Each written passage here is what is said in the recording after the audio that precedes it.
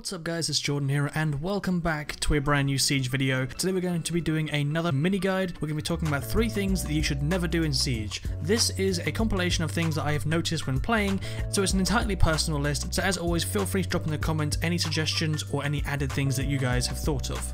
So, point number 1 is primarily for new players or beginners. However, I have seen quite a few experienced people still doing this as well, and that's not to hold the angle or a peek on a window for too long if you're defending. Sometimes I will see people who will knock out a hole in the window and try to peek the spawn, and that's perfectly fine, it's a tactic, but then I will see them continue to sit in that exact same spot for at least 30 or 40 seconds waiting for someone to come around the corner. If you don't see someone at the spawn that you're peeking, it's best to move away from the window because that means that the attackers can come from numerous different angles, giving a much higher chance of them seeing you before you seeing them. And if they see you in a window, because you're in that window, they have a very good area to aim in, meaning that 90% of the time they're going to kill you first if they see you in time. So again, just to reiterate, it's fine to do this tactic to knock out a hole in the window and try and peek a spawn. If you don't see the attackers spawning on the area that you're peeking, move away from the window and carry on just defending as normal instead of trying to hold that peek.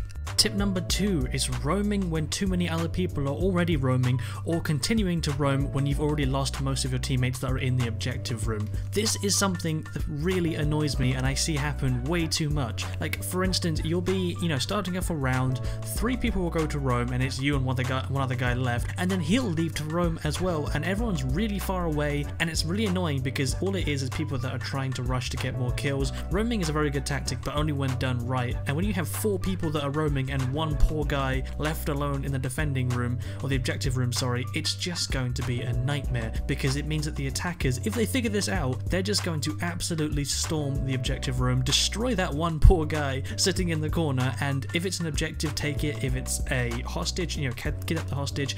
Either way, it's never going to end well, especially with the objective, because they can literally lock you out of the objective room. So instead of you defending, they essentially become the defenders because everyone else has left and gone to the other side of the map to do God knows what. But again, going back to it, it is absolutely fine to roam, but just make sure you're aware of where your teammates are and don't go overkill with it. And if you see that people in the objective room are struggling or they're dying, make sure you go back and actually defend the objective, because Siege, although it can feel like it sometimes, is not a team deathmatch game. There is an objective in every single game, and you can lose from that objective, and trust me, I've been that one lone guy in the objective room before, getting destroyed by 5 people on the opposite team, and it absolutely sucks. Point number 3 is don't get too close to kill holes. I see people a lot of the time who will make a kill hole and crawl right up to it, which is natural because you want to get a better view of what's on the other side, and the closer you are, the more you can see. However, the closer you are, it also means the more you are visible, and if someone sees you and they shoot, it's nearly impossible for them to miss because your head is in the hole of the wall, and the only thing they can hit is your head. So not only will they always hit you, they will always get a headshot as well. As well as this, when you're up against a kill wall, a lot of the time your gun will stick out as well, making it even more noticeable that you were there. So that makes it even easier for the attackers to see you. So if you do make a kill hole, always try and step back as far as you can whilst being able to see clearly through it, and also try and aim as an angle if possible. Don't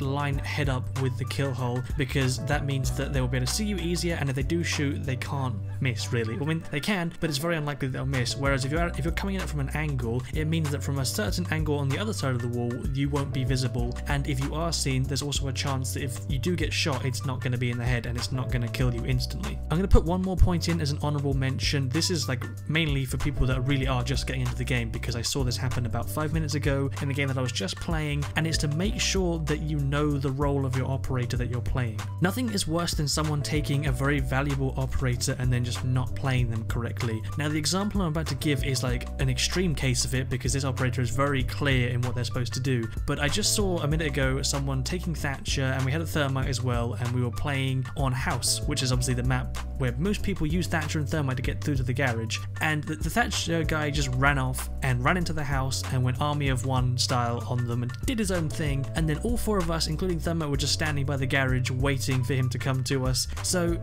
make sure you know their role. I know that most people will be aware of this because it's not a hard thing to learn, but yeah, just make sure you are aware of who you're playing, how to play them, and where you're going to be needed, because you don't want to piss off teammates, and you want to make sure that you guys have the best chance chance at winning. Anyway guys, that's all for this video. I hope it did help you and I hope you enjoyed it. My Q&A video for 1000 subscribers will be coming out next Monday. I finally put a date on that. I just had to work a few things out. So keep an eye out for that. I will be answering all of your questions then on Monday. But until then, I hope you guys have a really great week and I will see you in the next one.